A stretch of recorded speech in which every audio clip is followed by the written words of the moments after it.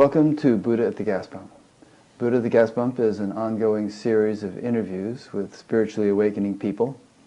I've done nearly 500 of them now, and if this is new to you and you'd like to check out previous ones, please go under the past interviews menu on batgap.com, B-A-T-G-A-P, where you'll see all the previous ones archived in various ways. Speaking of previous ones, my guest today is Miranda McPherson. And Miranda was on Batgap about 5 years ago. I listened to the conversation we had just this week as I was preparing for this interview, and I thought it was a great conversation. I think Miranda just made a similar comment. So if what we're about to discuss today intrigues you and you'd like to learn more, listen to that one too. In fact, we probably won't be covering as much biographical stuff in this interview as we did in the previous one, because we covered it and there's no point in being redundant. But today we want to speak mainly about the topic of grace. And Miranda has written a book called The Way of Grace, so we'll be talking a lot about the points that she brings out in that book. But before I proceed with the conversation, let me just read a little bit of bio stuff about Miranda. Miranda began her spiritual journey at the age of 13, when amidst a period of clinical depression, she was spontaneously opened into a profound state of boundless love. That experience initiated a lifelong dedication to spiritual practice, psychological depth, and the study of the world's wisdom traditions. Her travels took her from her native Australia to the UK, where after completing seminary training, she founded the One Spirit Interfaith Foundation in London. Over the next decade, she trained and ordained more than 600 interfaith ministers and spiritual counselors. Well, how old were you during that period of your life? Well, I was 26 when I myself was ordained, and my spiritual teacher at the time, Rabbi Joseph Gelberman, asked me to lead the seminary in the UK, and at first I said no, but he kept persisting, and it seemed like something that just really wanted to be done, and so it ended up becoming a really powerful and beautiful journey, both for me and for the other people that went through it, and the organization's still alive today, although with not me at the helm, which I think of as a beautiful thing. So you did that from about 26 to 36. Exactly. And by interfaith, are we talking all different religious traditions or just various factions of Christianity, or what? Well, no. What I took was the primary world's wisdom traditions: Christianity, Judaism, Islam, Buddhism, Hinduism, Taoism, shamanic traditions, and then some more modern spiritual teachings that have sort of generated a huge response in a lot of people. I was really interested in what does that have to teach us? What does each major tradition have to teach us about how human beings transform? And how is that relevant to us in this postmodern age where so many of us are walking a spiritual path beyond the confines of a particular religion? And yet, how do we not throw out the baby with the bathwater? What do you mean by that metaphor in this context? Well, I think that there are truths there that are alive in these great traditions that all serve to help purify the human heart and mind of hatred, greed, fear, insecurity, lack of humanity, and they all help cultivate important virtues of our deepest humanity and help us become more beautiful human beings. And those teachings and practices are every bit as relevant today as they might have been 2,000 years ago. However, we also have to include and integrate the ways that culture has changed, society has changed, and to not relate to these wisdom streams as things that can divide us or that have to lock us into a way of walking the path that might not necessarily be true or relevant, but to engage what is true, what is real, what is still helpful, while we continue to open to what is it to be a real human being and to live a graceful life in this world. That's great. What a nourishing thing to have done at such a young age. It was amazing. I mean, I did it as much for myself because I felt that my own study, had a lot of holes and gaps in it, and I also felt that it was universal because it gave everybody a chance to basically live into an inquiry, both personal and collective, about, how to walk the path. That's great.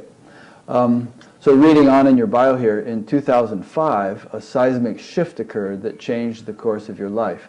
While meditating in Ramana's cave in India on Mount Arunachala, that was the actual, you were in the actual cave that he hung out in, right? Yeah. Very much. So while doing that, you experienced the direct transmission of the true nature of reality that required total surrender. In the years that, well, go ahead and elaborate on that experience just a little bit before we go on. All right. Well, I mean, it really was an opening of grace. I'm sure primed by the pump of my, years of dedicated study and effort on the path prior to that moment. But I just sat in meditation, wasn't trying to get into a particular state, wasn't, seeking to have any special connection with Ramana. I was really just happy to, be on retreat and have the opportunity to immerse in just silence for a while. And it's often when you're not trying so hard that things open up. It's the irony. So I was just relaxing, just being, and my consciousness opened up and I heard, although I wouldn't call it hearing in the usual sense, it wasn't an external voice speaking to me, was more like an inner transmission of absolute silence that said, be nothing, do nothing, get nothing, become nothing, seek for nothing, relinquish nothing, be as you are, rest in God. So the felt experience of that was, I describe it as a bit like a thunderous silence, and it dissolved every concept I had of who I was, what God was, what the path was, what the world was. I mean, it really was like unplugging everything from the soundboard. Yeah, that's great. Do you think you sat there for quite some time in that state, or was it just a flash, but the whole thing was conveyed? No? I was in that state continuously for 3 weeks. But there in the cave, I mean, did you just stay for a few hours like that and immersed in it, or? I don't know how long I was in the actual cave. Huh. It could have been half an hour, it could have been 2 hours.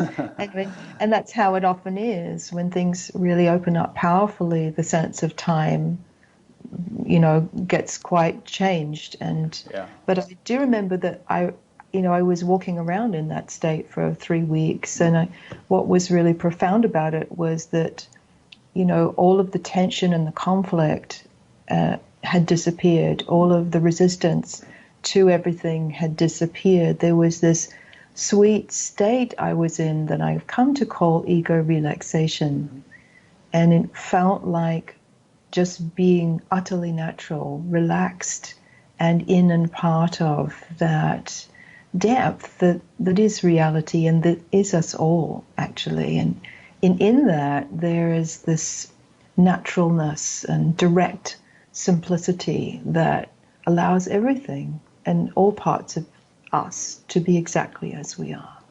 Some people say when shifts like that happen, there is a loss of a sense of personal self. There was a well-known book called Collision with the Infinite by Suzanne Siegel, in which she was terrified because she couldn't find any remnants of a sense of personal self, and that went on for 10 years before she finally settled into it. But was there something like that in your experience, or was there still a sense of personal self, and yet you were just so in the flow that there was no conflict between the personal and the universal? Well, and this is a bit typical of how things tend to work with me. There wasn't a conflict in those 3 weeks. It was more like an education on how things really are when the self-construct isn't there, right? And so then what took place as that state shifted and the sense of a personal self, the Miranda-ness with her particular permutations of personality and likes and dislikes and habits and stumbling blocks, that returned, but at the same time I wasn't so identified with it. There was an awareness of this too, and I think that was partly informed by my years of study and practice that understood, at least conceptually, that that the relative and the absolute aren't actually separate, and that there doesn't have to be a killing off of anything. But yet it took years to learn to really understand what had happened, and why it was important and how to live its wisdom. That didn't happen suddenly, and I don't believe it does happen suddenly. Like, we can slip into very realized states, but it doesn't mean that we are integrated in that realization. And I think that's a common danger in this day and age. Yeah, it is, and there's a lot of messy situations that arise when people consider themselves done or realized or something, and yet there hasn't been much integration or, spiritual maturation in some way. Right. Yeah. Yeah, so you say, and I'll continue on with your bio a little bit here, that it took years to, in the years it took to integrate this opening, a body of teachings on grace and ego relaxation began to emerge that brings ancient wisdom alive for our changing times. And that's mostly what we're going to be talking about today, is grace and ego relaxation. Today, Miranda is known for her depth of presence and gift for guiding others into direct experience of the sacred. She leads the Living Grace Sangha in Marin and Sonoma counties, holds retreats internationally, and offers online programs through the Shift Network. In fact, you've got one starting tomorrow for those who are listening live. Wednesday, yeah. Oh, Wednesday, yeah, today's Monday. Yeah. So yeah. people listening live could sign up for that. And there'll be others, I'm sure. You are the author of Boundless Love and Meditations on Boundless Love, and your new book, The Way of Grace, which we've already talked about a little bit, the transforming power of ego relaxation. You're also a kirtan singer with a mantra CD titled The Heart of Being. Unapologetically feminine, joyful, and down to earth in her way of being, Miranda is dedicated to loving people all the way back into the freedom and wholeness of their true nature. And you live in the Bay Area, obviously, with your husband. Mm-hmm. Okay, and so I'll be linking to your website and your books and all that stuff on batgap.com on your page. So, let's just get right into grace. Not that we're not already in it, perhaps, but what do you mean by the word? Yeah, grace is really the living presence of the divine coming online from within us. Mm-hmm. So grace brings the felt, direct experience of what we really are, what always is, and it brings it forth in a way that connects us with all the essential qualities of our true nature. So it brings alive the felt sense not only of the love, the clarity, the peace, the pure awareness, the strength, the joy, but also the fact that we are that is our deepest nature. And so I think that grace really is extremely important. In fact, I go as far as to say it's the key, the missing key, for really living an embodied life of awakening and learning how to live that in life, in daily life. I had in the interview I did last week with Judy Cohen was her name. People can listen to that if they like. We couldn't quite get on the same page about the idea that our true nature, it has intrinsic qualities such as bliss and other laudable, desirable qualities. So maybe you could elaborate a little bit more on what our true nature is and why it has qualities, if it does, and what some more of those qualities are. Well, I think I want to sort of backtrack a little bit, because I think this will help to give more context in that and again, I'm so informed by my study of all of the great traditions and their orientations and their perspectives on how we get into all of these subjects in a way that's meaningful. And one of the things that I've noticed in studying the Eastern traditions in particular, like Buddhism, Taoism, Advaita, is that they tend to emphasize our true nature predominantly in its aspect of emptiness. And so the practices are about dissolving into the void, or, letting go into spaciousness, or, just being. And so that's the lens that the Eastern traditions tend to give on it. Whereas when we look at the Western mystery traditions of mystical Christianity, Sufism, Kabbalah, we see quite a different perspective that has more of a focus on the relationship between the soul, or the Atman, with its source, okay, and the development of virtues that bring us into alignment. And so if we don't say who's wrong and who's right, which is a tired old argument anyway, and we open to to see that all of these traditions are distinct streams that are not separate from one another. They're all bringing something true and noble and healing and helpful on what is awakening and how do we awaken. Then what if we open to the both and of reality and our nature being simultaneously nothing, empty, and also full? And that was my experience, because I come out of a Christian culture, even though my family weren't religious or practicing. But you can't deny the imprint of cultural tradition. So I come from a Western tradition, and I'm very devotional by nature, and had really related most to some of the Hindu and yogic traditions, as well as Sufism, with my strongest influences. But I'd also studied Zen Buddhism with a Zen master. I had enjoyed and appreciated various different kinds of practice and benefited from them all. And what I discovered in my own experience was it was that by relaxing into being nothing and no one, which was that experience in the cave, not only did it first silence the static, the conflict, the distortion, the struggle of me, right, and my challenges or my desire to wake up, all that kind of went. But then it opened up this really profound, rich and full experience of the everything. Divine love, joy, bliss, peace, pure awareness that, has a substance to it, a fullness to it. And I love what Ramana Maharshi had to say about this. He said that grace is always present. He said, you think of it as something high in the sky that has to descend. But really, grace is inside you. It is your heart. Mm. And he said that when the mind subsides into its source, grace rushes forth, sprouting as if a spring from within you. Mm. And I really love that metaphor because it's very much how it actually feels. There's this sense of the ordinary self with its problems and fixations and confusions and ideas subsiding into the source, quieting down, settling down, yielding to something deeper, right? And then all of a sudden it's full.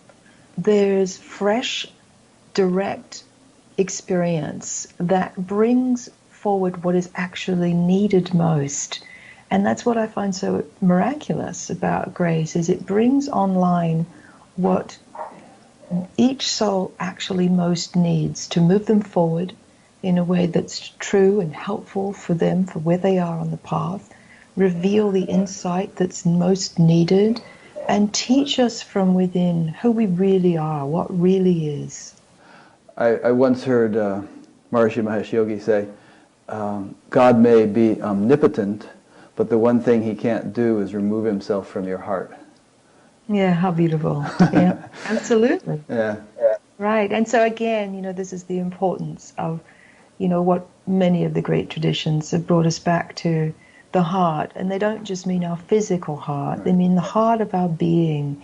But that obviously when we drop into that depth and we drop out of our opinions and our ideas and we let go, there is this heartfulness which is synonymously love and connection and empathy and joy and bliss, and we intuitively know that it's the truth. Mm. Yeah. Yeah, I just want to make a quick comment on the fullness question versus emptiness. When I hear these different traditions talk, I can just see, it feels like they're just emphasizing different flavors of the same thing, and it might be because of the cultural or traditional groove that this person speaking has been raised in. It also could have something to do with different nervous systems. I think that different nervous systems experience sort of deeper reality with different flavors. Yeah. And I've heard go ahead.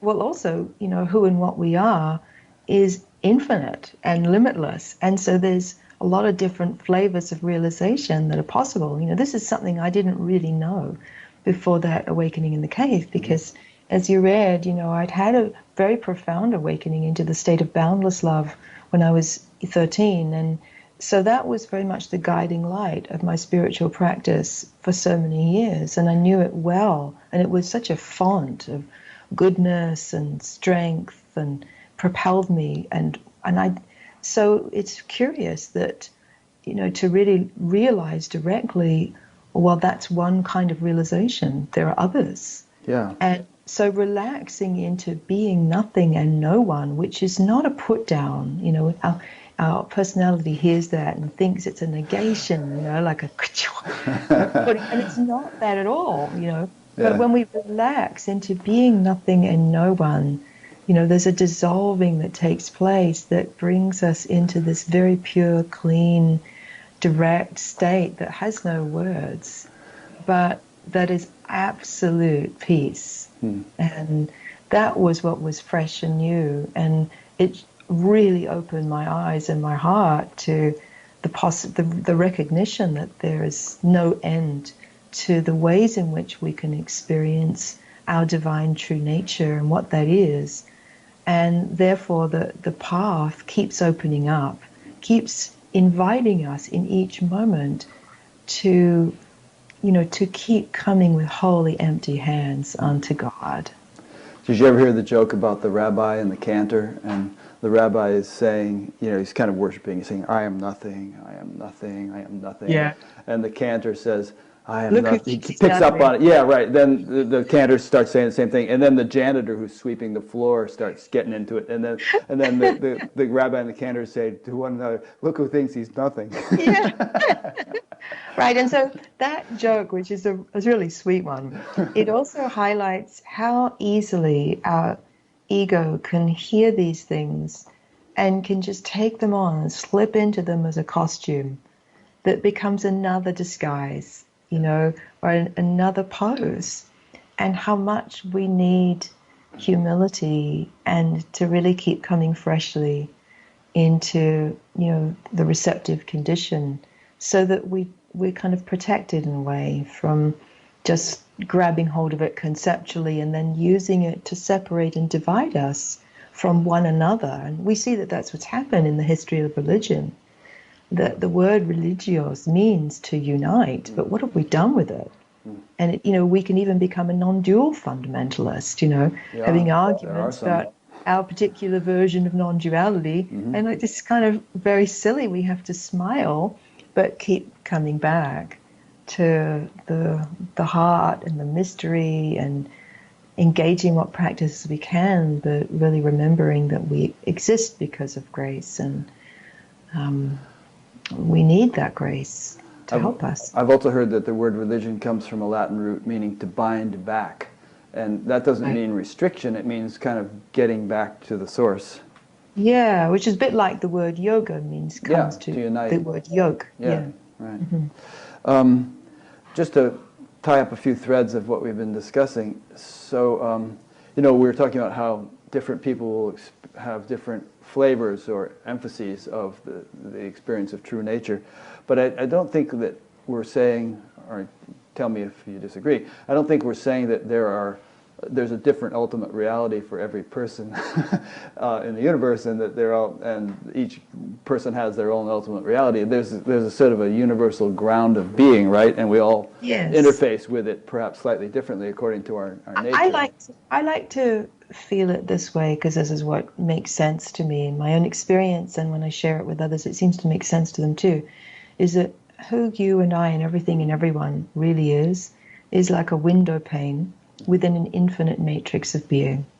And every window pane is part of the matrix and infinitely connected to the whole matrix, and is the matrix.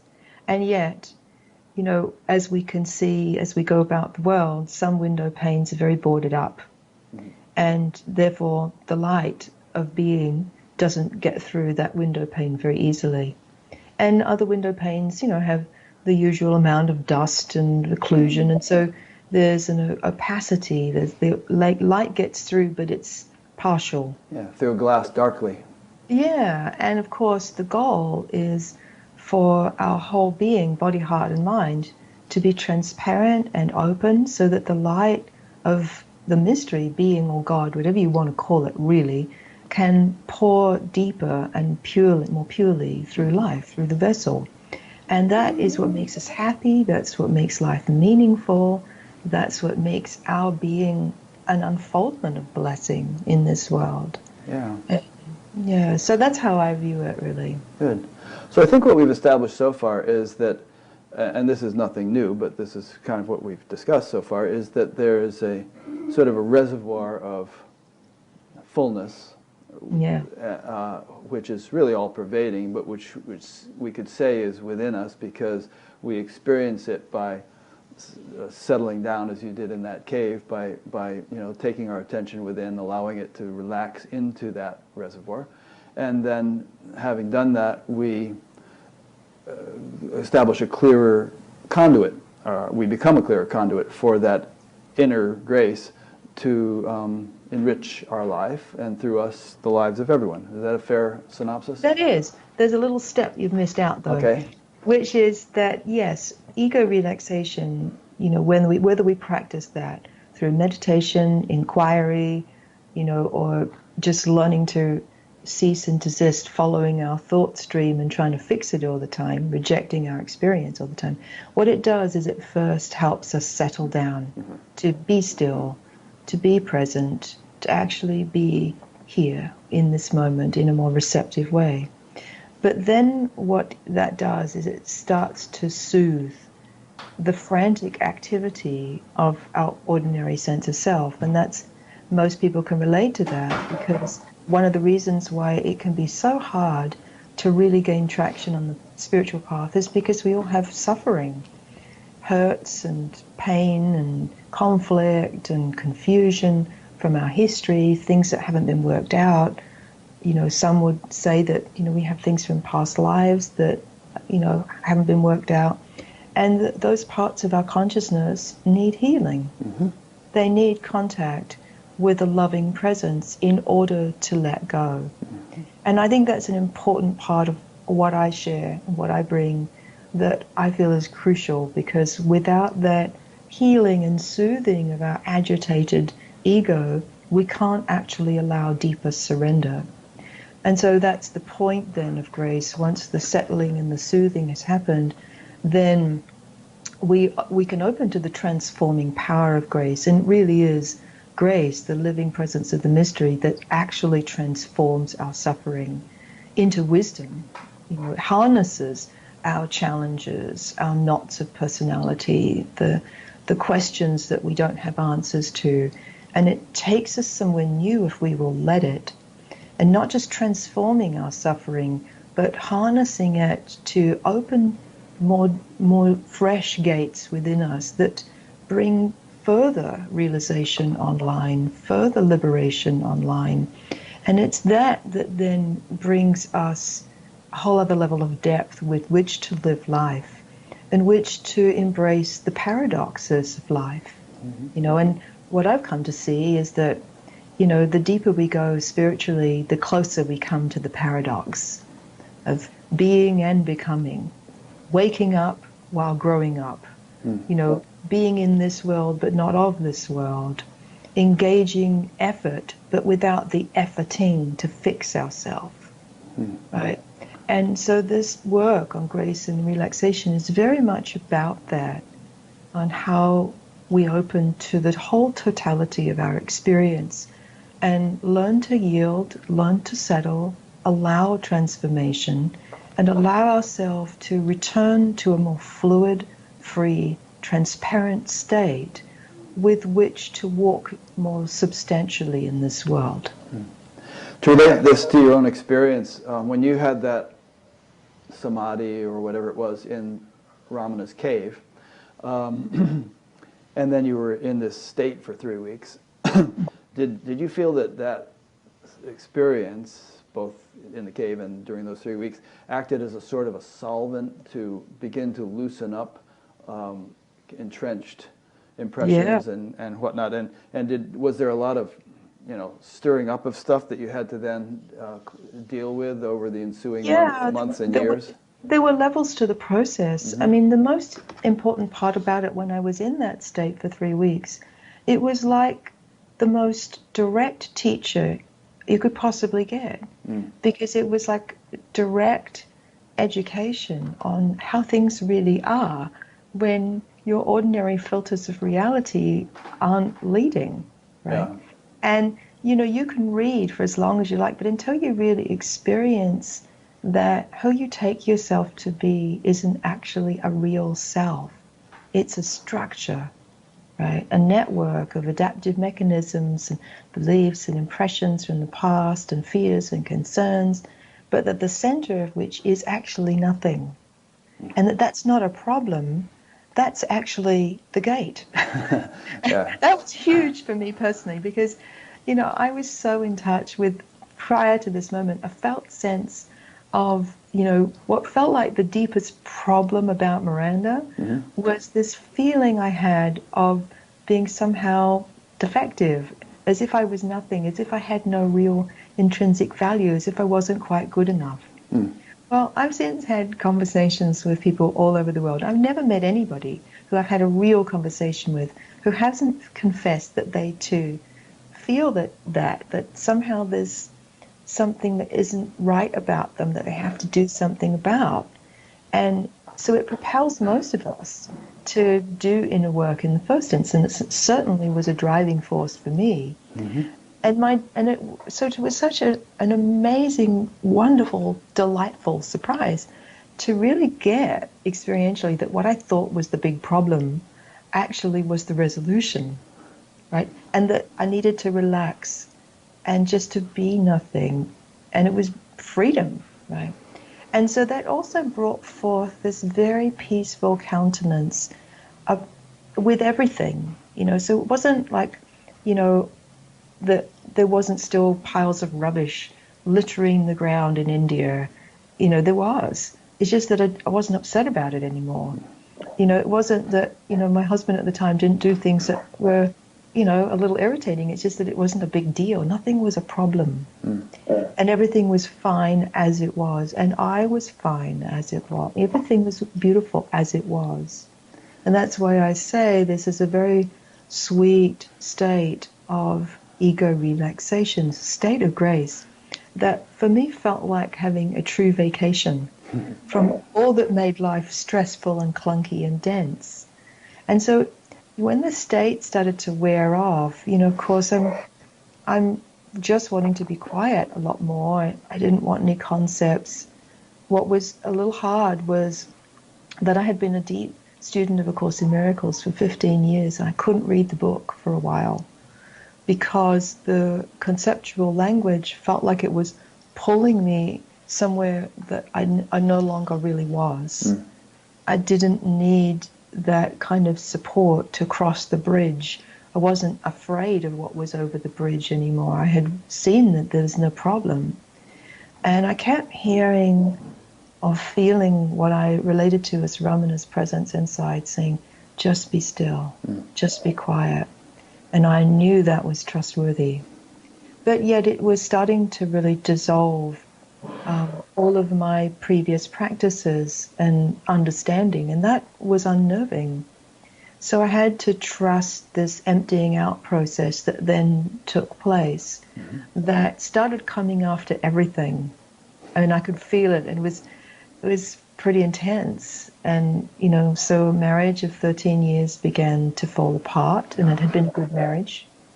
The work I was doing, I was training people to be interfaith ministers and spiritual counselors. And of course, what I wanted to do was take apart the whole training and rearrange it based on what I now understood. And that was not what was wanted by the organization. So it was clear then I had to go. And I looked at the situation and I thought, well, it could survive without me. Okay, time's up, And so I kept putting my key in the door of my home in London and hearing, this is no longer your life. This is no longer your home. This is no longer your country. And it was really intense. And I'm like, well, okay. So I learned just to surrender and to yield and to really drop out of using my ordinary frame of reference that belonged to a someone I had now seen wasn't actually real. Let that go.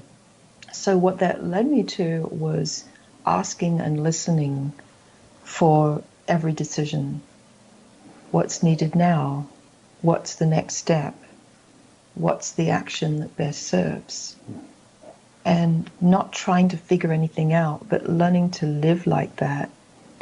And what was really extraordinary was seeing how precise and how practical grace really is. Because it gave precise instruction on what actions to take and how and when, brought forth the people that I needed to give me information, and complex information like how to move from the United Kingdom to the United States and get legal when you don't know anybody.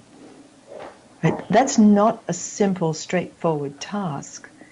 And it was this practice of learning to ask and listen and be obedient to the unfolding wisdom and pulse of grace that I started to recognize that guided my life. And so the more I practiced it, the more I started to understand how it works and to learn to live life in that kind of yield, and recognizing that yield or surrender is not passive or resigned, quite the opposite. It makes us more potent and precisely responsive in life. So it's paradoxical also that this thing we call in grace that seems so lofty and mystical and hard to conceptually grasp is what's actually most practical. Yeah, practical. And everything you just said to me implies that, there's nothing dead or mechanical about the universe, about the way everything functions. There's an intelligence sort of intrinsic to everything that orchestrates Absolutely. everything. And that, this process you went through, and that many people listening to this are going through, is a matter of kind of aligning with or tuning to that intelligence. And Yes. when you do, there's a saying in Sanskrit, it was Brahman is the charioteer. So when you align with that intelligence, then it begins to hold the reins of your chariot of your life. That's right, exactly. And so this is what I call, in my book, I talk about grace in 4 primary dimensions or ways that it manifests or comes alive. And what we're talking about now relates to what I call the first dimension of grace, which is that the primordial ground of all being is grace, the cause of existence, the cause of the mountains, the cause of all plant life, the cause of all the processes in your body, the cause of your brain, the animating force itself is loving goodness, is infinite intelligence. And therefore, when we recognize, that is the ground of our being, this loving goodness and intelligence, then it makes it easier to surrender out of fear, out of trying to lead with our ordinary mind as we go through life. It gives us a basis to melt out of defensive control.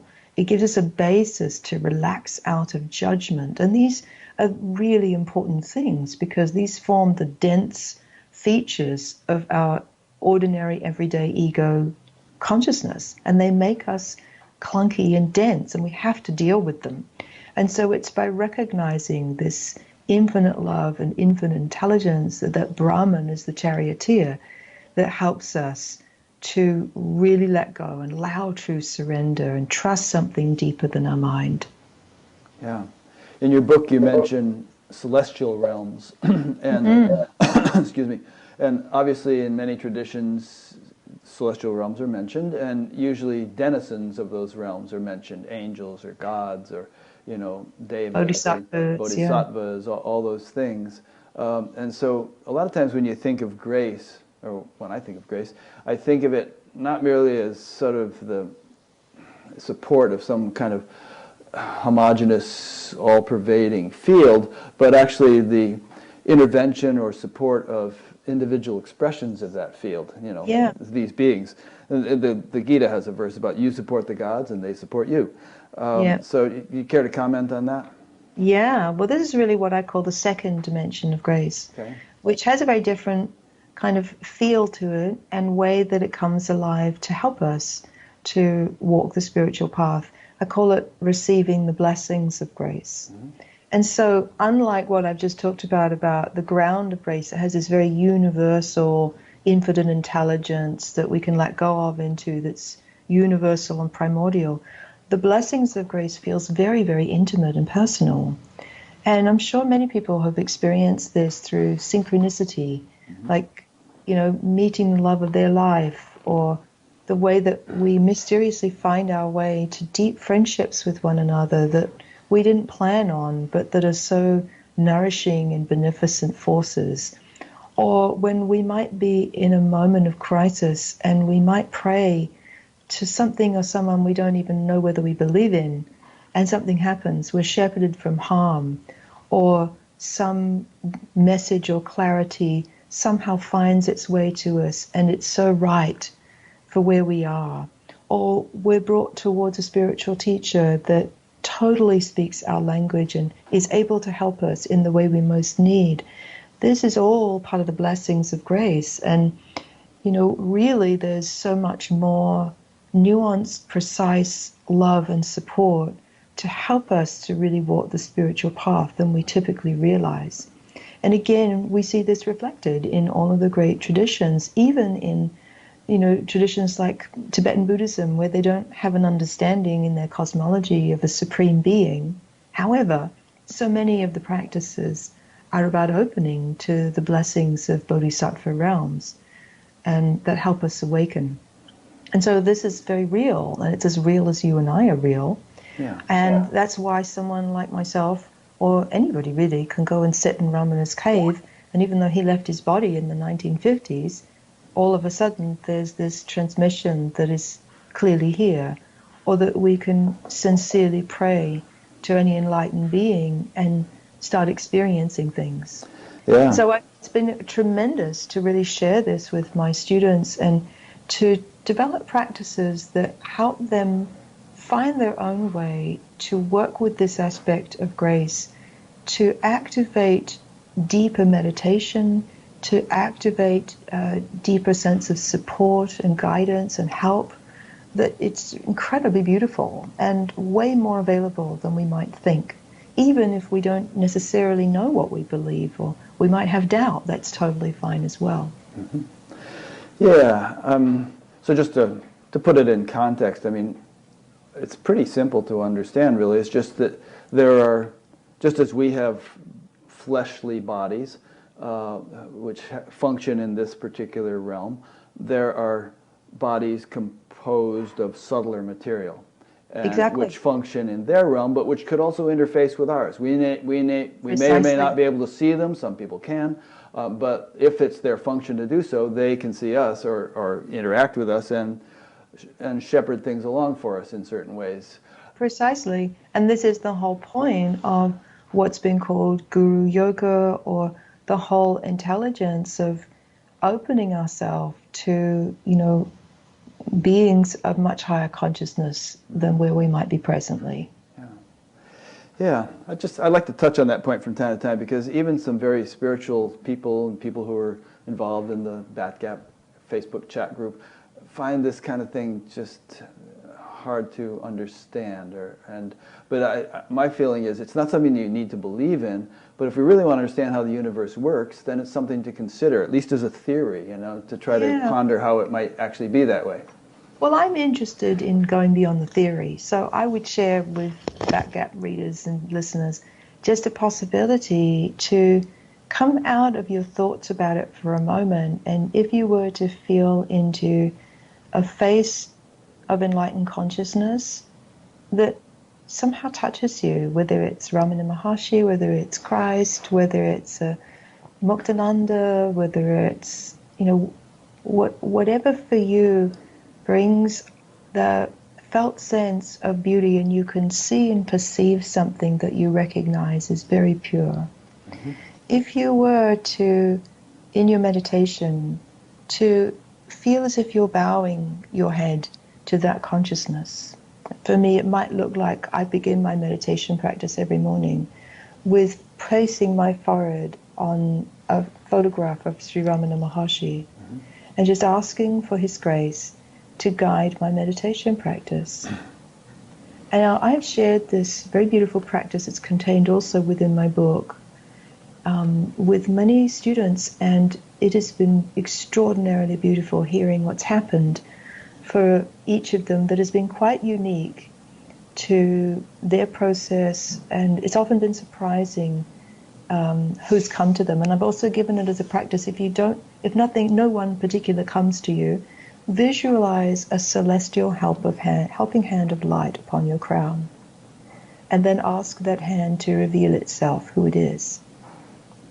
Did you ever hear Pamela Wilson's story where she was quite young and she had this yearning to know the truth, and she sat in her bed and she said, I'm not going to go to sleep or something until truth walks through that door. And then I guess maybe she did doze off, but then she woke up and this little Indian man was sitting on her bed, and she threw a pillow at him. And later on, she saw a picture of Ramana, and she realized, oh, that was the guy. Yeah. Right. Yeah, that was, so it's, what it really reminds us of most of all, Rick, is that we need to be humble and to recognize that the universe and reality, who we are, what really is so much more than our mind can fathom. And it's very wise to presume that there is more than you can conceptually understand, and to sincerely open to it and its grace to help you. Yeah. I have a little phrase in my Skype account, which is a line from the Incredible String Band. It's, whatever you think, it's more than that. Absolutely. Yeah, I love how Rumi said it too. Rumi said, give up to grace. You need a lot more help than you know. Yeah, which is true. We do. Yeah. A couple of questions came in from listeners, viewers. Let's ask those, even though we might jump around a little bit topic-wise, and then we'll get back on the track we're on. So this one is from, I think, a guy named Michael in Mesquite, Nevada. He asks, are you aware of the term perpetual ascension? I think by that he might mean continuous growth and evolution. Do you have any comments on it? I haven't heard of that term, Michael. I'm more into descension myself, learning how to drop in and down. I think the word ascension for me, it might be different than the way you mean it, but I think we can too often think of spiritual awakening as, rising right up and out, and transcending the muck and the mess of being human. Mm-hmm. And what I've learned is that as we relax in and through, that's more accurate to how it is. All the gates open up and everything starts to actually be experienced as more than what it seemed. And in the process, there's a redemption of our humanity as noble and beautiful. And that's more what I'm about. Okay, good. But I think he may have just had the idea that there's, the way I would interpret it is, there's no end to growth. Absolutely, yes. Well, that's my experience. There's no fixed endpoint, and I keep discovering more, and there's more expansion and more realization and more understanding that comes online. Yeah. Someone said there may be an end to the path to God, but there's no end to the path in God. Yeah, because there is no beginning and end of God. Yeah. Here's another question. This is from Pooven Moodley from Cape Town, South Africa. He said, or she, I also had a profound experience while meditating at Ramana Maharshi's cave many years ago. My question is, how do you ensure you keep moving forward with the opening of each door without being sidetracked by some level of spiritual ego and some level of attachment? Well, I'll just speak personally about that. For me, that means community. And that means making sure that I continue to put myself in the position where I'm being vulnerable, where I'm being accountable to others whose wisdom I respect, where I'm open to them pointing out anything to me that might be becoming egoic or co-opted or appropriated for some self-centered purpose.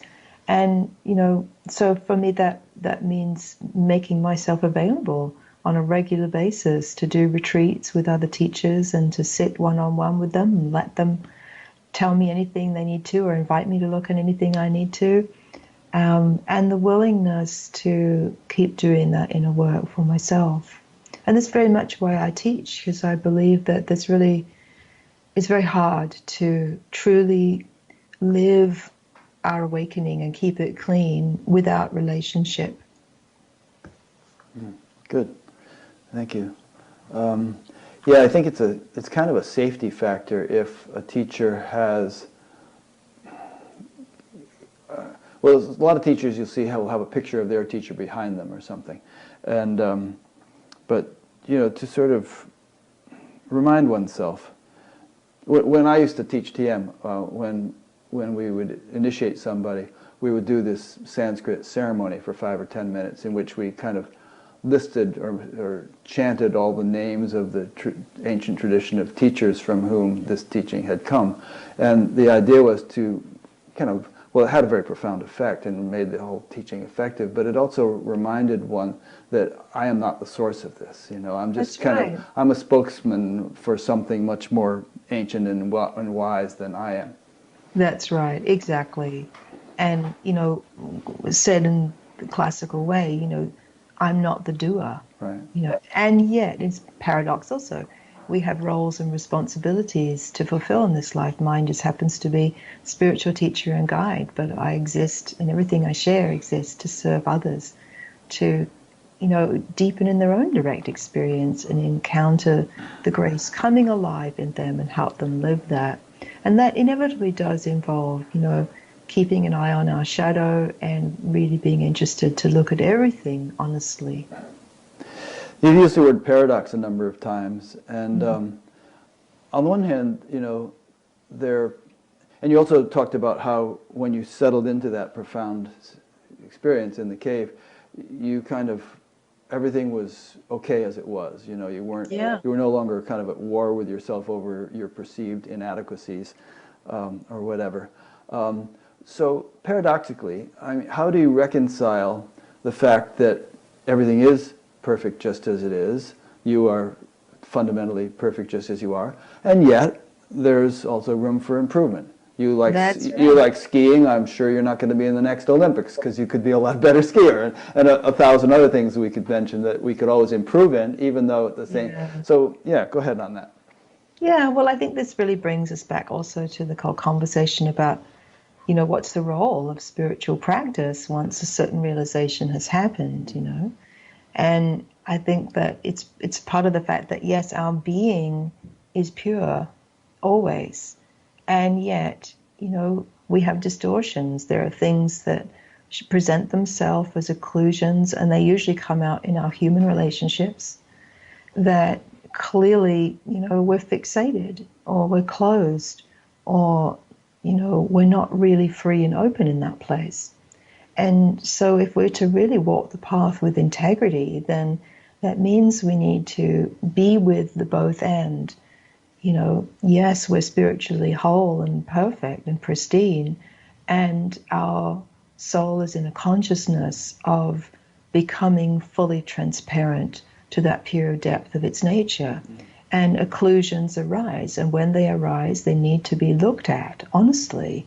The forces within your impatience or your, lack of compassion need to be seen completely for what they are. The drives that keep that together need to be met. The suffering within that needs to be met. We need to learn to, not pick that up, not let it run and just act out in ways that are destructive and less than graceful for others around us. And that's ongoing work. And anyone who's been involved in real spiritual work knows this, right? It's just part of it. Yeah. I guess part of the implication of the word grace, and we've kind of touched on this, is that it has some practical significance in one's life. That things are going to go better for you. You're not going to be the guy with a rain cloud over his head walking around all day.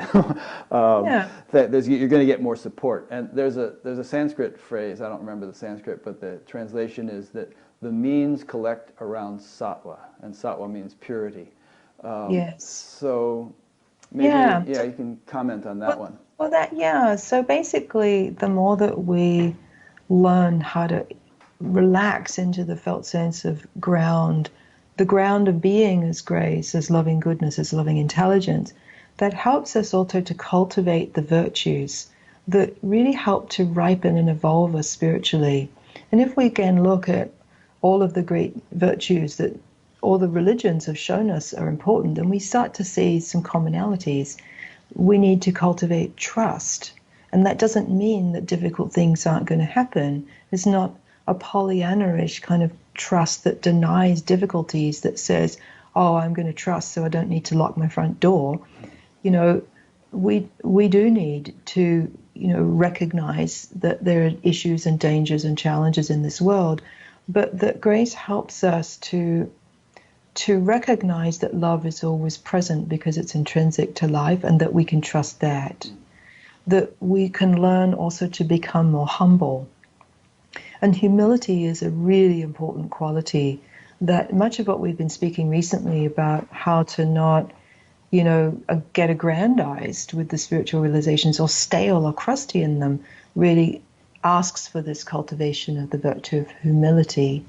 And so humility helps us to really relax out of subtle pride, not just the obvious puffy pride that is very easy to see and it's painful to see it, but the subtle pride that, where we believe I'm the doer, I'm the one making everything happen, that makes us not have an easy relationship with mystery, with not knowing. Now, of course, to open to deeper states of consciousness, we actually need to befriend the unknowing, and to be humble with it, and to relax honestly in those places where we honestly don't have a clue, not collapsing or getting deflated, trusting, but really softening and opening into the I don't know space. Mm-hmm. And when we can, that actually opens a further level of humility where we really start to get it that we've never been the doer of anything, that it is by grace that we exist at all, that it is grace that ushers us into deeper realization, that we need those blessings and that loving support to really evolve and become who we fully are. Mm. And that when deep non-dual realization finds us, it's not a prideful experience. It's very humbling and very pure, very beautiful. And it feels like you have been given the most enormous gift, only you haven't done anything to make that gift appear. And so we realize it is grace that brings us what we need, the blessings, the practical support, but also the realization that we need. And so that helps us to develop other virtues, that virtues like patience, which isn't something that our ego finds very sexy, but it's extremely important, because without cultivating patience, we remain like spiritual children, irritable, impatient, without the capacity to take our foot off the gas and trust that things happen in their own good time. And so patience helps us to be more unconditional and more receptive and just more surrendered to the plan, the way, and the mystery of that.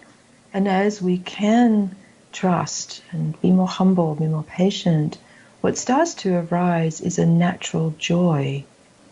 And a joy that isn't, again, denying of suffering, but a joy that is intrinsic to our being, and a felt sense of the fulfillment of life and the richness of life, even though very difficult things might have been happening, even though we might be battling cancer.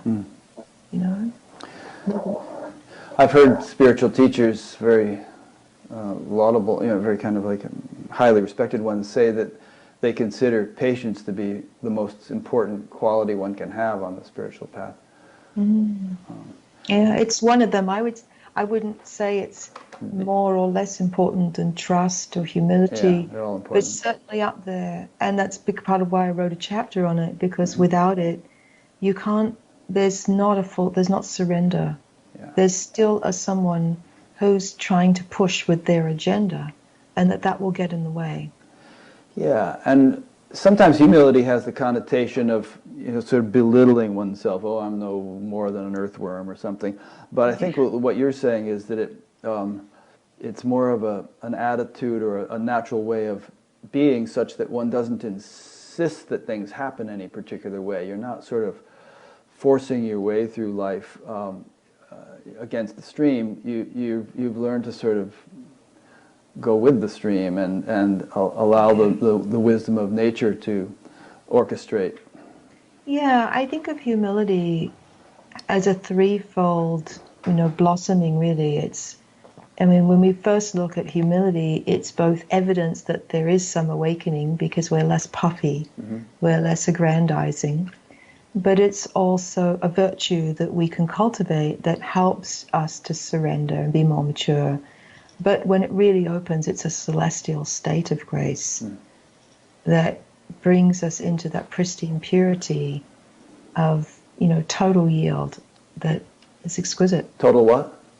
It's a total yield. Yield. Where we're really yielded to the mystery and to the living presence of grace that we might not even understand it, but we're in it, we're yielding to it. Yeah. This is an interesting balance here, too, because yielding can sound like you're giving away your autonomy or your discernment or something, and you could be taken advantage of by a teacher, let's say, if you surrender to that teacher and do whatever that teacher wants. And yet at the same time, if you're not, if we think of there being some really divine, benign intelligence that's governing the universe and that has our best interests in mind, if we could really yield to that, then that would be great. But earthly representatives of that divine intelligence are, so how does one balance how does one be as wise as serpents and gentle as doves? Well, yeah, that's obviously a huge issue because so many people have been asked to surrender to a guru or a teacher, and that guru or teacher may have had profound level of realization in some areas but not others.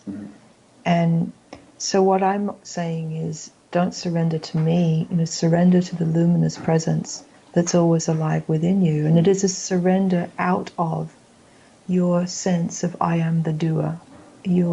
But at the same time, it's not childlike surrender. It's not abdication from personal responsibility. You still have to pay your bills. You still have to follow the law. You still have to be a decent human being and be accountable. But the surrender is really a surrender out of a construct of self that you take yourself to be, a separate somebody who thinks it's been doing everything. You realize the more real surrender happens that you've never been the doer. It's the grace itself that is moving you, has been moving you all the days of your life. And it's also the love that has been with you all the days of your life. And it knows the way. Nice. Here's a question from Debbie in Chicago. Debbie says, I lost a child, and I wonder if I have to... And wonder, well, this is written funny, wondering if your teachings can help with profound loss and grief that I have been suffering. I do meditate and find that helpful. Oh, Debbie, firstly, my just deepest compassion for your experience. And what I would say is that these teachings are designed to help people where they are. And grief through a huge loss like this is going to have to be part of your path, because that is what's so in your life.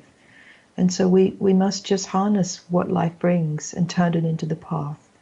And my suggestion is, if you find these teachings helpful, then read my book and explore and trust yourself as to whether this feels right for you. And if it does, beautiful. If it doesn't, then trust that. I've heard you, we've talked a lot about surrender and humility and qualities like that, and you've used the phrase relaxing into the ground of grace. What is it that maybe I've just alluded to a couple of things, but what is it that keeps a person from relaxing? Let's say you want to sit in meditation like you did in the cave, and you want to just relax into the ground. People would love to have the experience you had in that cave, where they just sink into the absolute and let go. But when they sit to do that, there's thoughts, there's physical discomfort, you're wondering what you're going to have for dinner, you're thinking about what so-and-so said to you yesterday. Why do those things keep bubbling up and preventing you from really totally settling in? Well, usually ultimately has to do with fear. And so that's why in the book Fear is the second chapter. Because as we start to turn more substantially within, we meet forces within us that bump us back up to the surface of our personality all the time. And anyone who's tried to meditate will know all about this. You start following your thoughts, and your thoughts usually revolve around some fear or concern about what will happen. And when you really go deeper, you start to see that all those fears have a primordial fear of what will happen to me. Now I know this very clearly for myself, because 2 years before that awakening in the cave took place, in my meditation, and I had a sort of 2-hourly meditation practice at that stage, and I loved it, but I would notice myself getting close to this feeling of just everything disappearing, and it would be like this threshold. I'd get close to it, and I was drawn by it. And then I noticed that this little voice would appear, time to get on with the day now. And the thoughts would start to come about what am I going to eat for breakfast, who I have to email that day, and that would move me into the day. But now I realize that, when we start to allow true surrender or deep relaxation, it starts to feel very threatening to the self we know, or who we take ourselves to be. And even though we might be very frustrated and wanting to move past that, we can't skip over it either.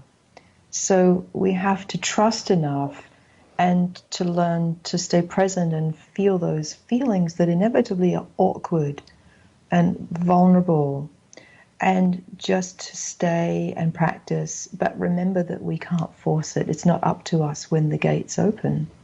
We can but show up and give our best to our practice and learn to not follow the thoughts and to challenge the fears and to see who it is that's so afraid. Who is that really?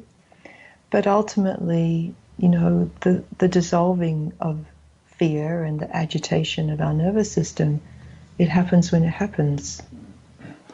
I would say that, in your case, you had all those years of practice and meditation and interfaith study, and you were really going at it. I was dedicated very much. Yeah, a couple of decades. And had you not done all that, well, you probably wouldn't have been in Arunachal to begin with. But even if you'd gone there and sat in the cave, probably nothing much would have happened. Who knows, Rick? You don't know. But the pump was primed. I agree that the pump was primed, and when you really look at people who've had a sort of substantial awakening, there's usually a backstory of some sincere, genuine engagement that is there in their background. So I think it's very important to not dismiss the value of, showing up with dedication to the practices that we're called to, whether that for us is a practice of inquiry, meditation, prayer, or something else. There's that saying by some Zen teacher that, enlightenment may be an accident, but spiritual practice makes you accident-prone. Definitely, for sure. Yeah. Okay, so here's a question for you. I think we've already touched on this, but I'd like you to take another crack at it. If personal will is perfectly aligned with divine will, is there still a personal will? Ultimately, no. In my experience, it becomes, thy will becomes my will. And when that happens, we're just moved, towards what's true, what's helpful, right action. And in fact, that's really the key to taking right action, is, relaxing out of the me and the my that thinks it's taking the action. Yeah. Could you say that, let's say you have 20 enlightened individuals all sort of doing different things. They each have different motivations and desires and interests and pursuits and so on, which might seem like individual wills, but each of them is just a sense organ of the infinite, as it were, and each of them is just sort of fulfilling the divine play in terms of their own role in it. That's right, exactly. And so what's beautiful about that is that there's relaxation and non-attachment in the doing of it, in the fulfilling of that role, but yet a complete giving of oneself to what is asked. And it's actually extremely fulfilling and possible for us all, you know. And I think it's too easy just to talk about enlightened beings and to remember, hang on a minute, let's bring it back to you and I, here and now, this. Ordinary people who are sincere in wanting to live an awakened life. And, you know, one of the practices that I give a lot of inquiry practices to my students, and they're very precise, and they're designed to help us lean our consciousness in the right direction. And so one of those inquiry questions is, what's it like in body, heart, mind, when you surrender your way for the way?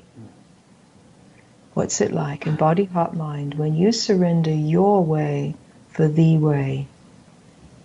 And so, again, right there, where you notice the friendly support of the question, helping to orient our consciousness away from the little me with its thoughts and fears and concerns and worries about where I need to get to and how everything's going to work itself out.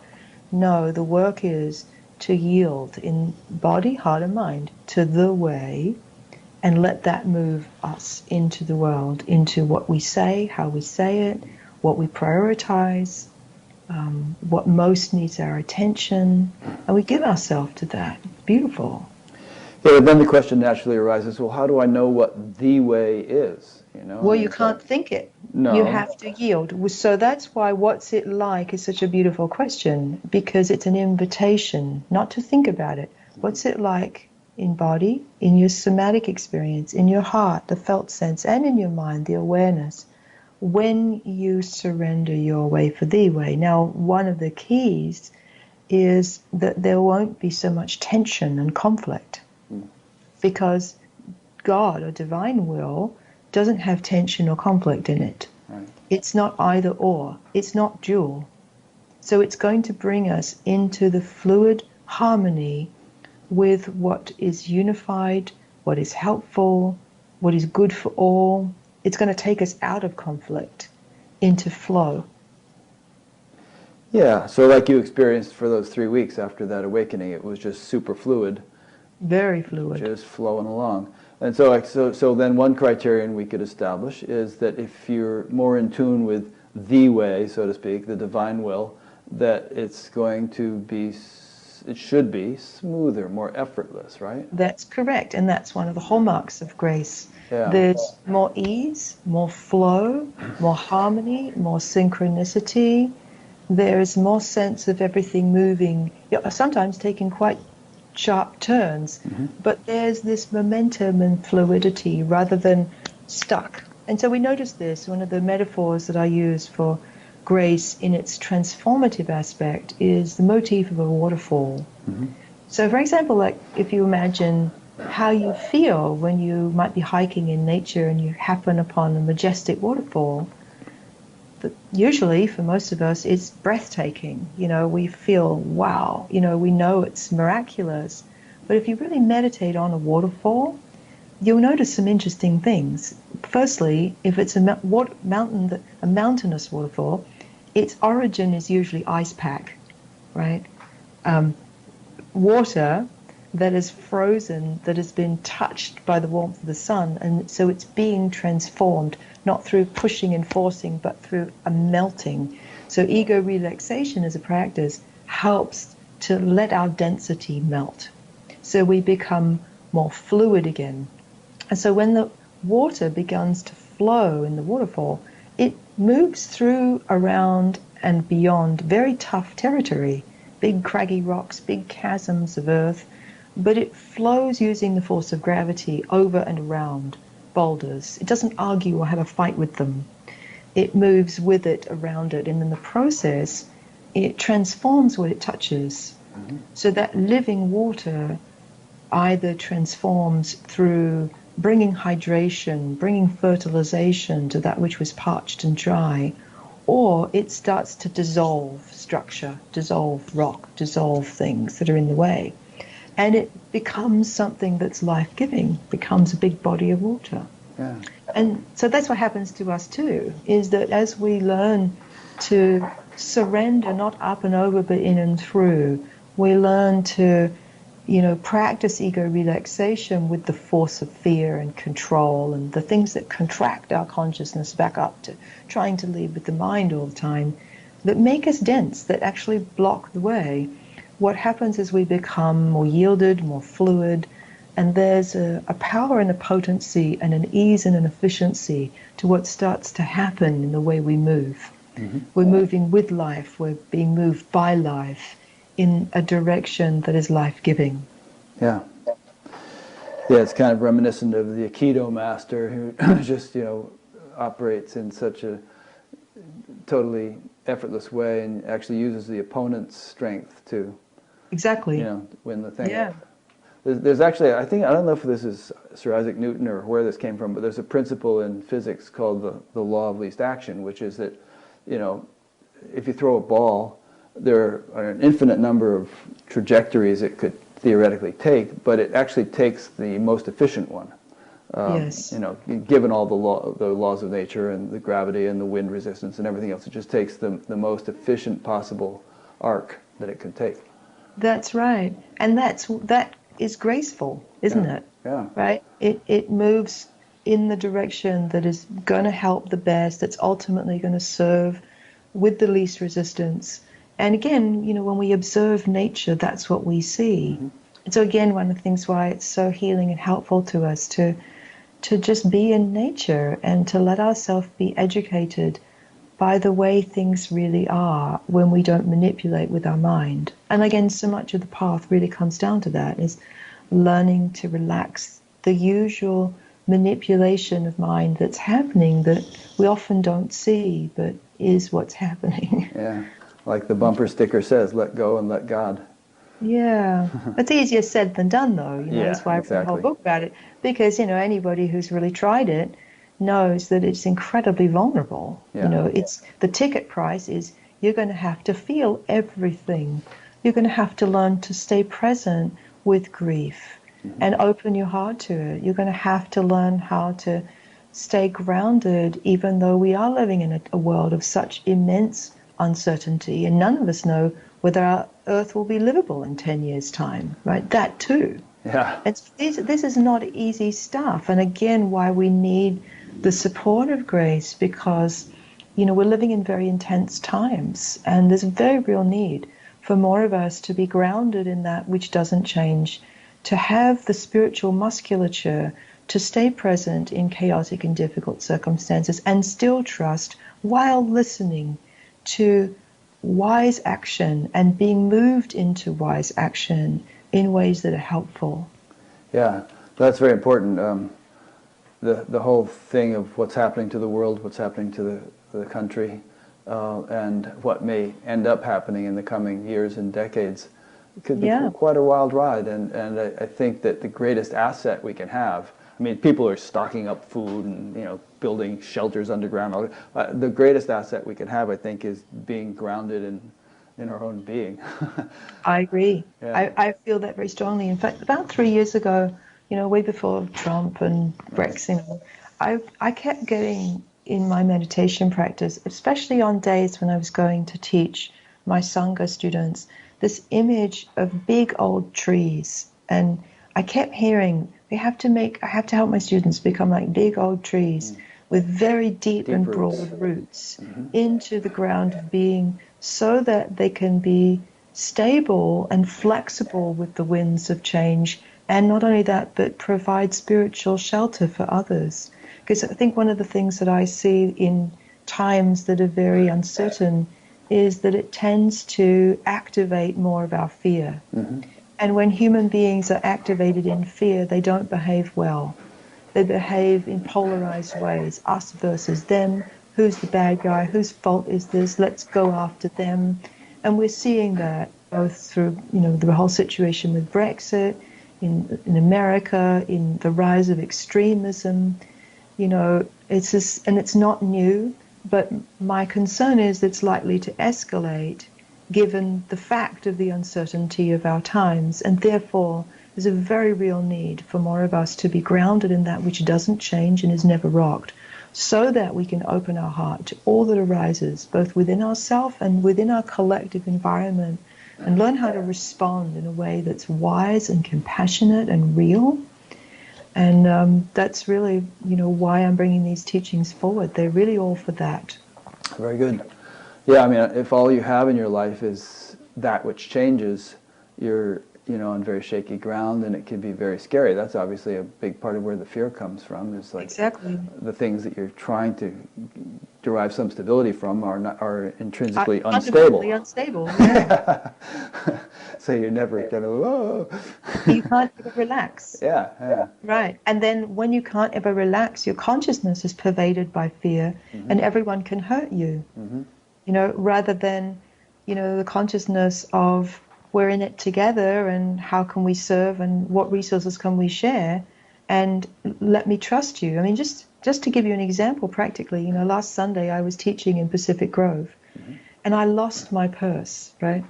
And in my purse happened to be my car keys, my phone, my green card, my ID, about $400 worth of cash, because I'd just given a talk and sold some books. And of course I did what anybody would do, which is backtrack all the places where I'd stopped along the beach and was with a friend. And of course I knew that I had been to all the places where I could possibly have left my purse, and it wasn't there. And so I chose in that moment to really work with my mind. Of course I felt fear. Of course I felt concern. Of course I felt, how am I going to drive home? I don't, the implications of losing all of these things and the challenge that would present on a practical level. But I chose to place my faith in the goodness of the people of Pacific Grove. And I said it out loud. That I choose to place my faith in the fact that people who live here are good people, and that whoever's picked up this purse, has good intent and will do what they can to bring the purse to safety. Well, I mean, there's such a beautiful story of this lovely guy who happened to open my purse, and he saw, my name, Center for Spiritual Awakening, my book. He saw that fit my ID, and the name of the church was on it where I'd just spoken, and he brings my purse to the church and, made great efforts to try and contact me, and within 25 minutes I had my purse again. Well, that's great. It was a lovely story, but a reminder to me, that we mustn't give in to the forces of fear even when they arise. We must work with them, we must challenge them. But in this day and age, it's very important to, to learn to have faith in our humanity and call that forward in one another. Yeah. There's some kind of a saying of trust in God, but tie up your camel.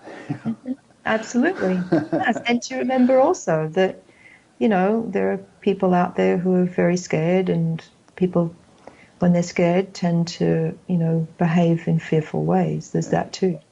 Here's a nice question from Dan in London. Dan asks, Miranda described a deep relaxing into the divine will, where one's personal willpower is gone.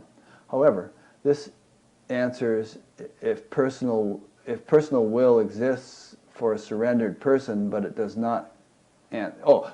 This answers if personal will exists for a surrendered person, but it does not answer if willpower exists for those of us that are not surrendered, those run by egos. Is their willpower an illusion? Is there a paradox that means we both have free will and yet don't have free will at the same time? I'm going to try and answer this question simply. It's a nuanced question, of course, because who we take ourselves to be ultimately isn't a real entity, right? And therefore, the sense of, I'm in charge of my own destiny only has meaning on a relative level. Once we see through the structure of what we call me, and we see that who we took ourselves to be wasn't a real person but a structure, then surrendering to divine will just is obvious. It just makes sense.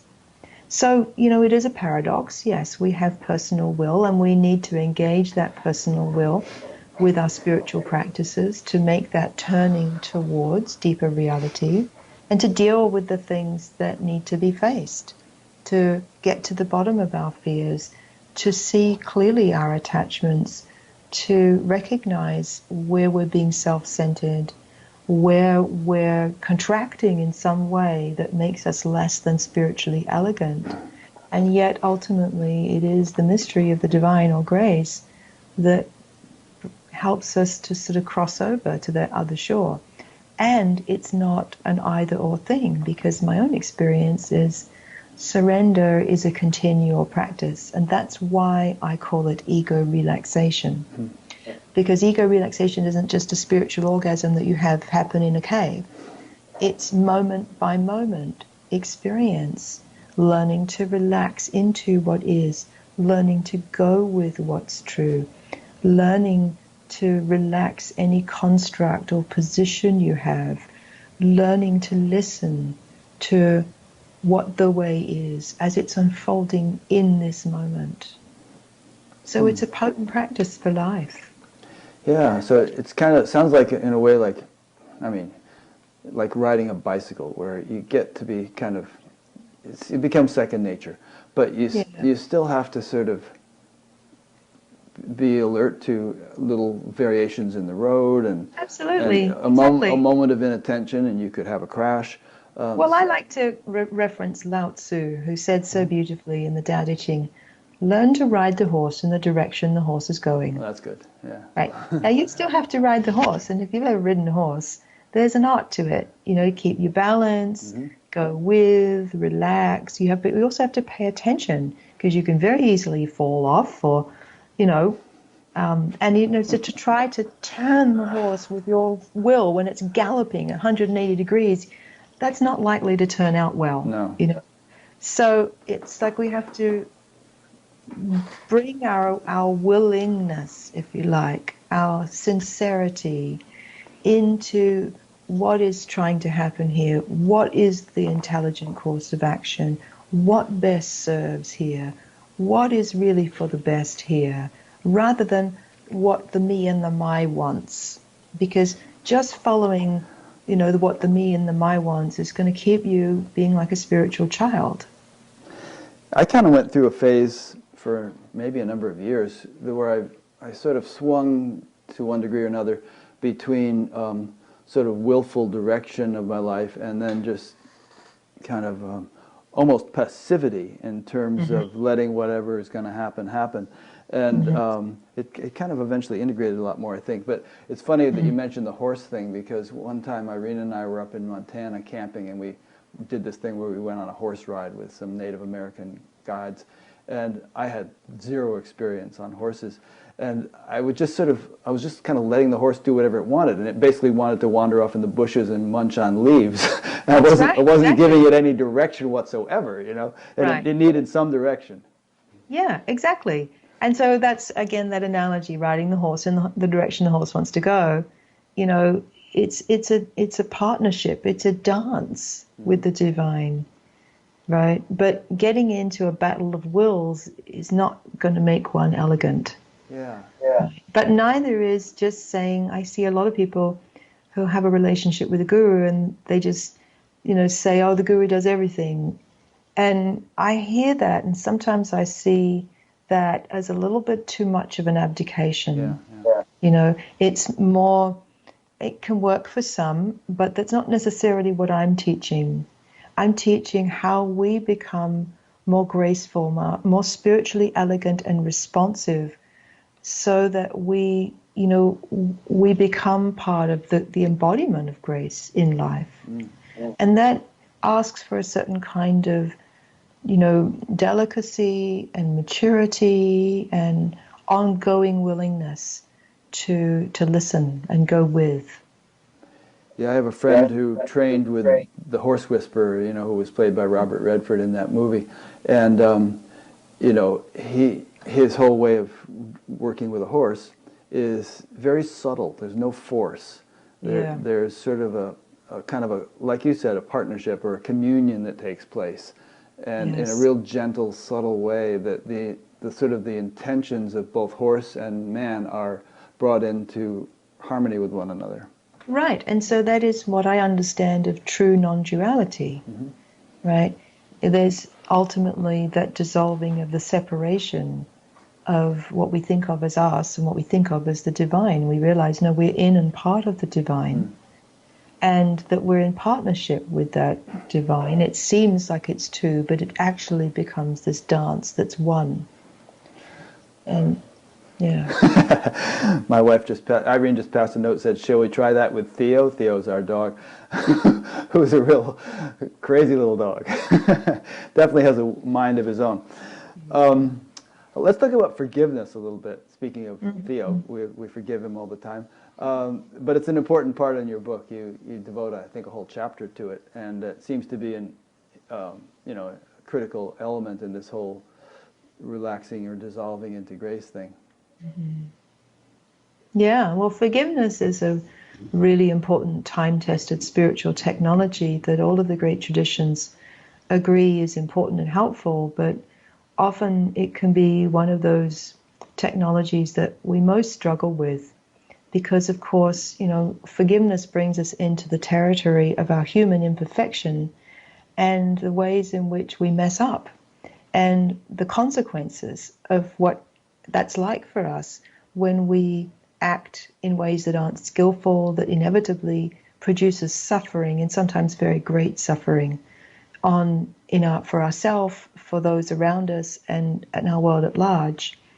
And so I challenged myself as I was writing this book to write something about forgiveness that I felt was really helpful, given that I'd already written about forgiveness extensively in my first book. So it took me into an exploration of that paradox of the fact that we are innocent in eternity. Our true nature is primordially innocent and stainless, and yet we're not innocent in time, right? We make mistakes, and they have very real implications that are difficult and that we need to address. And that there is the transforming power of grace to help us with this, that really takes us into those tough territories within ourselves, places where we've experienced heartbreak or betrayal, places where we get caught in envy or rage or hate, things that we good spiritual people want to presume we don't have anymore, but that can very easily get triggered and come out of us in those moments where we're most vulnerable, and particularly in our human relating. And so, I kind of wanted to share with people how we can let grace go to work on those things that typically we stumble upon. Now, most people, don't know how to deal with that, and so we can tend to shelve it. And, I've seen so many people come to my satsang chair and talk about their realizations, and yet, if they get an opportunity to have a private moment with me, what they really want to talk about is, this really difficult thing that's going on in their intimate relationship that they wouldn't talk about in the chair. So let's talk about it. Let's really look at that stuff that causes us to act in ways that we're not proud of and really get to the root of it.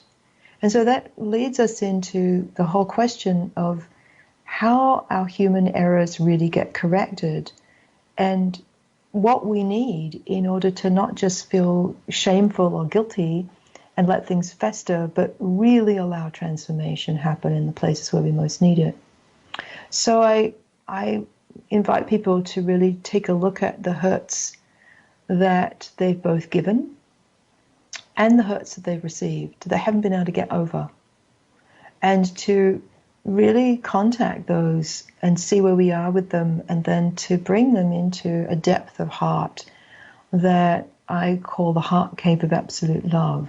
And I'm riffing off something that Ramana spoke of the true cave really is in the human heart.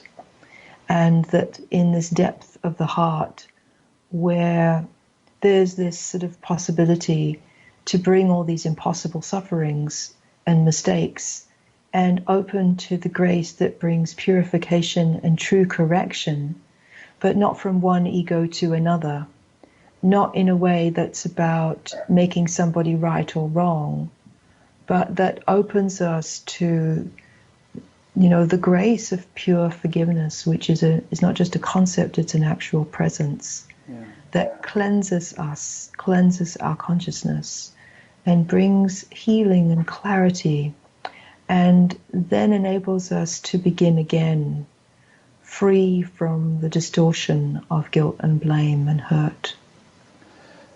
Yeah, I'm glad you put it both ways in terms of forgiveness, forgiving others and forgiving ourselves for yes. what we've done. I've, over the decades of my spiritual practice, I've done a lot of processing of my, the way my father behaved as an alcoholic and World War II veteran with severe PTSD and so on, and just kind of processed that in wave after wave, and gotten to the point where I just predominantly, almost entirely feel gratitude and love and appreciation for all the wonderful positive things, and the fact that he really did his best. And also, funny things will come up. Like the other day, I was meditating, and I had this whole experience of something I had done when I was a little kid, maybe 10 years old. Some friends and I killed a horseshoe crab by pounding it, throwing stones on it. And I would never do a thing like that now, but I just felt like this sorrow for having behaved that way, compassion for the crab, wish for the crab's evolution and wherever it may be, and that kind of. So you process these things and work them out. Well, yeah, but what you're saying is so beautiful, because it links to a story that is told about the Prophet Muhammad, where he's visited by these angels that remove the dark stains on his heart, and the understanding is that when we act in any way that is less than kind and compassionate to anyone, there is this sort of registering of a dark stain on our consciousness that we bury in our unconscious, but that often bubbles up, as you're just describing it bubbled up for you, this memory of something that you did in your innocence as a boy, wasn't intentional, but nevertheless it has an effect. Yeah. And so we need the grace of forgiveness to allow the cleansing and the healing of anything that we have done or engaged in our consciousness that is anything less than pure, and that we can allow that purity to come back and return. Yeah, nice. There's another point that you sent me in your notes of things that we want to be sure to cover, and this kind of we segue right into this, I think, from what we've been talking about, and that is how right action can happen from being. There's a verse in the Gita which says, established in yoga or being, perform action, and the implication is that you can't always figure it out intellectually what's going to be right or wrong. It's too complex, but if you can be established in being and then act spontaneously from there, it'll be right action. Yeah. And I think the more that we relax out of I am the doer, the one that has to figure it all out, then the more we are naturally kind of at rest in being. And Ramana described this in a beautiful story he told, where someone asked him, you talk about being still, but I see you doing a lot. How come? And his response was, well, if you were to get a transistor radio, you'll notice, and you take it apart, you'll notice that although the radio sings and speaks, if you open it up, there's no one inside. The more we relax out of our self-construct and we just be as we are in the mystery of being, then what happens is that our actions, our doing, becomes clearer and more direct and more efficient and more economical and more precise. My own experience is that has been the biggest revelation in the years post the cave, because at this time in my life, I've never gotten so much done, actually. I've never been functioning at such an intense level that I am at the moment. And the more I remember I am not the doer, the easier it becomes. The smoother my functioning becomes, the more can get done with less flapping around. Yeah.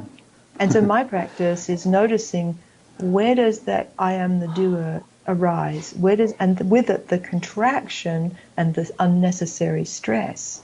And as soon as I notice that, I just take a breath and practice ego relaxation, just relaxing back into being no one and nothing, just remembering nothing to do but be here and remember that I'm resting in God. And then to pray. Once the ego relaxation out of the doership has happened, then to pray, okay, what's needed now? What makes the best sense? What best serves? And sometimes if I don't know, I just pray something like, put the thoughts into my mind, the words into my mouth that are going to be healing and helpful. Mm-hmm. And relax, and it happens. The flow comes. Yeah. And actually that's where this whole body of teachings has come from. Anyone who's been studying with me know that I have huge encyclopedias of inquiry questions that are very precise and very potent, and they all come by just meditating into my students and listening and feeling and praying to best serve them and what's needed now. And something new comes forth that might be coming forth when I'm on the meditation cushion that morning, but more often than not, it completely comes forth in a new way the moment that I'm sitting with them. And it's completely wonderful because I'm learning in the process. Mm. Beautiful. Maharishi was always fond of saying, do less and accomplish more. Right. Do nothing and accomplish everything. And, right. And he didn't mean just sit on your butt, That's right. And again, that's the paradox, because the ego thinks it's passivity and resignation and abdicating responsibility, and it's anything but. Yeah. It's really just getting the clunkiness of the machine, sufficiently out of the way for the divine circuits to flow. Yeah. It's interesting that you said that you feel more productive at this point in your life than ever. If you consider how dynamic the universe is, how much energy and intelligence is latent in every little particle, there's like this, it can be destructive as in terms of atomic weapons, but it's also constructive. Look at how prolific nature is. Look at the creativity of the Amazon rainforest or something. I know. I love to be in the wilderness, and when you really hang out in nature that has not been manipulated by anyone's mind, it's such a teacher of the infinite intelligence and power and precision and harmony and cooperation and the grace of being, actually. And as we trust to let ourselves be, all sorts of beauty and richness comes forth within and through us in ways that are beneficent, helpful, unique as well. It's exciting in a way. It's really exciting. Thrilling. Yeah. Here's a question that came in from a fellow named Rob from Colombia. I think we've kind of covered it, but we'll see if you want to just say a little bit more. What do you make of grace and the role of the seemingly undeniable synchronicity in one's life that leads a person to teachers or teachings? Well, it is grace that brings us to a teacher, and it is grace that brings forth the yearning for a teacher. Mm-hmm. Really, that is, as a teacher myself, and it's not something that I chose to do consciously. I was really just following, what was exciting and meaningful to me and trying to address my own suffering and learn and grow, and it became my life, and I've come to see that it is my dharma and my karma, and it's choiceless, really. But as a teacher, it's so precious when someone asks me to be their teacher. It's about the most beautiful and vulnerable thing. And, when I look them in the eye and say, it would be my great honor to serve you, it is grace that brings us together in that particular way where we both recognize there is something to be shared that is beautiful and healing and meaningful. And I know of no greater privilege, actually. So for me, it's grace, for sure. Nice. Another point from your book that we wanted to discuss is the importance of integrating our animal humanity rather than trying to deny, repress, or transcend it. Hmm. Yes. Well, what I mean by that is that, as human beings, we're also human animals, and the animal part of our nature involves very powerful instincts that we're not really going to be able to push away, so we have to work with them. And those instincts are, of course, our instinct for survival, which governs our drive, for security and comfort and food and money. Our instinct for sexuality, which is about ecstatic connection with one another and pleasure, and our drive to be part of something larger, which is the social instinct. And so, one of the things I've noticed in studying other teachers, and particularly where I've seen, as we've all seen, many great teachers who have done beautiful things and horrendous things too. I mean, there's been devastation and suffering. One of the things I noticed across the board there is that there hasn't seemed to me to be an honest enough inclusion of these very powerful human animal drives of our nature. And that often classically we've related to these drives as something that we get over or we transcend, and I don't think it's wise to pretend that we can. And it seems far more intelligent to me to actually befriend these forces and learn how to integrate and include them as we practice, and to recognize when we're in balance with these primal forces of our humanity and what that looks like, and how to recognize when we've become gripped by one of these instincts in a way that is starting to become destructive, and how to work with that, how to bring that into the light. And so this is very useful, because this is what drives a lot of the behavior that we tend to most feel shamed about. And with most of my most dedicated students, it inevitably, it takes them a while, but finally they fess up and tell me some guilty secret that they feel ashamed of doing, some place where they act out. And we're talking about very evolved, sincere people here, and that they don't want to talk about it because it's painful and humiliating and very difficult to accept, that we can come across her in these ways. So I tend to want to look at this stuff with tremendous compassion for our humanity and understanding of how to work with this, so that we don't have to continue, demonizing our humanity and acting as if we're not capable of behaving in the ways we are capable of behaving in. And therefore that helps to keep it clean and to practice, with our humanity rather than try to transcend it. You alluded to teachers who end up indulging in behaviors that they've tried to repress. So that's definitely a thing. But on the other hand, comes down, all those indulgences usually come down to those three instincts. Yeah, Stuff exactly. to do with sexuality, especially the second one. money, Right. power, and status. Yeah. Those instincts right there. But then there have been teachers like Adida or Chogyam Trungpa Rinpoche who don't seem to be repressing anything. They just indulge and have, had these orgiastic scenes around them where everybody's just cutting loose without no holds barred.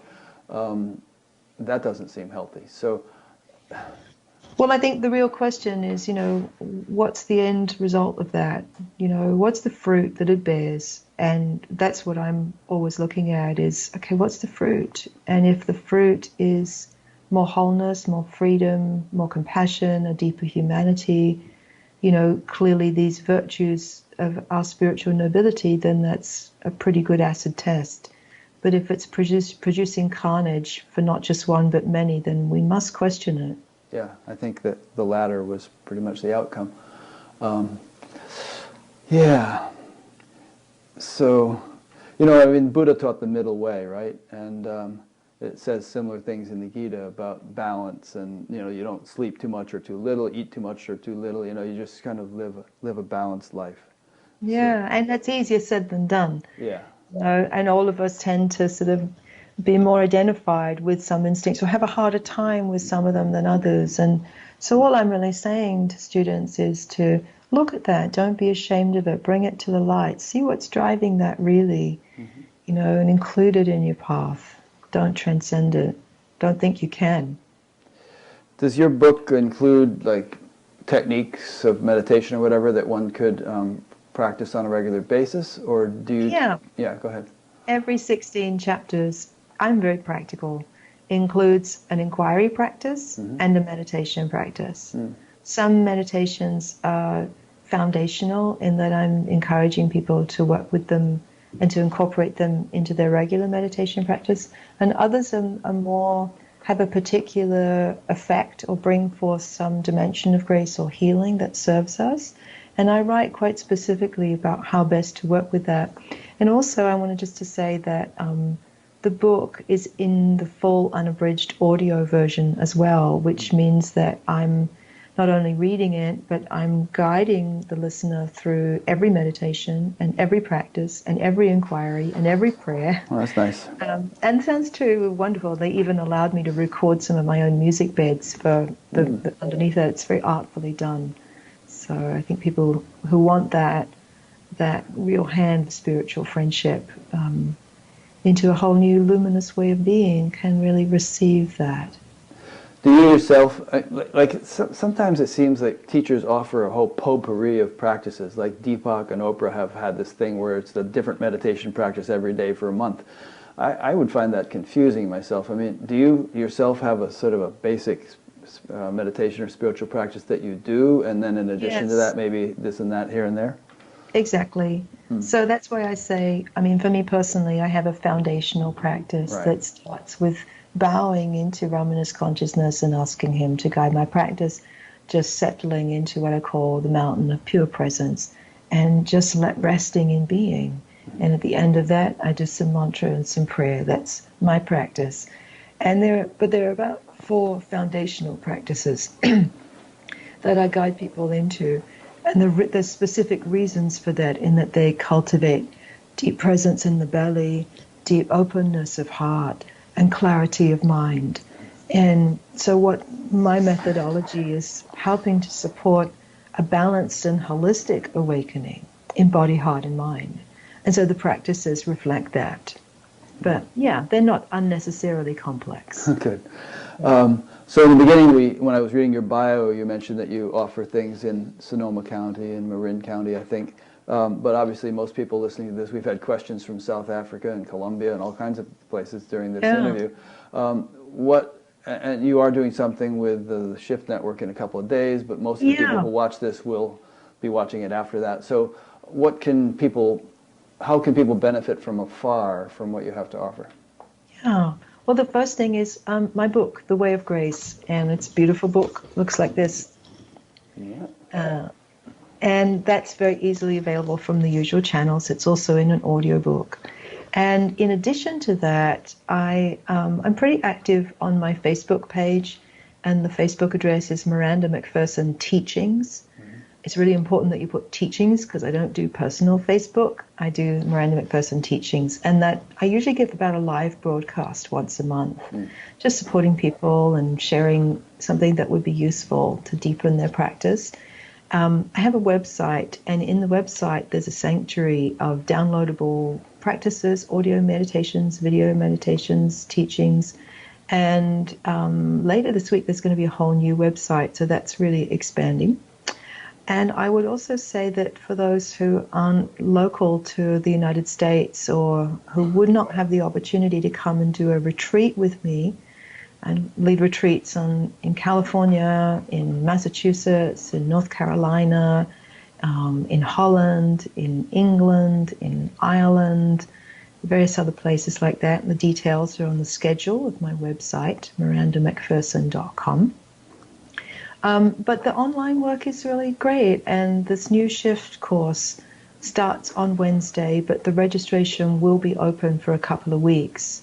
So if people don't hear this until Friday, it's still okay to come on board. So if you want to join me on the journey and let me work with you, it would really be my privilege and my pleasure to do that. And the focus of that new online course is not just to open to experience grace, but to lead a grace-filled life. And you can read more about that from my website as well. Great. So, yeah. Okay, well, thank you, Miranda. I've enjoyed this. Thank you, Rick. It's a pleasure, and deep blessings for all you do for the broader community and bringing this all forth for people. It's wonderful. Thank you. Likewise. So let me just make a couple of concluding remarks. I've been speaking with Miranda McPherson. I'll be linking to her website and her books on her page on batgap.com. If you go there to Batgap, look around the menus and see what else is there. Audio podcast, email newsletter, a few other things. There's also a Facebook group for Batgap where there's a lot of lively discussion that happens with just about every interview, so you can engage in that if you'd like. And as I mentioned in the beginning, we offer this freely, but we rely on donations for making it work. So there's a PayPal button on every page of the site. So, thank you for listening or watching. Next week I'm going to be speaking with an old friend of mine named Prasannan, who lives up on Vancouver Island or Salt Spring Island, someplace like that, who is a Jyotishi, which is Vedic astrology. And I don't know much about Vedic astrology, but I'm going to learn more, and anyone listening can also learn more. And he'll be explaining how it actually does have relevance to our spiritual evolution, as well as our success in life and so on. So that'll be a little bit of a different topic than I've covered before. Hope you can make it. So thanks for listening or watching, and we'll see you then or for some other one in the future. And thanks again, Miranda. Thank you, Rick.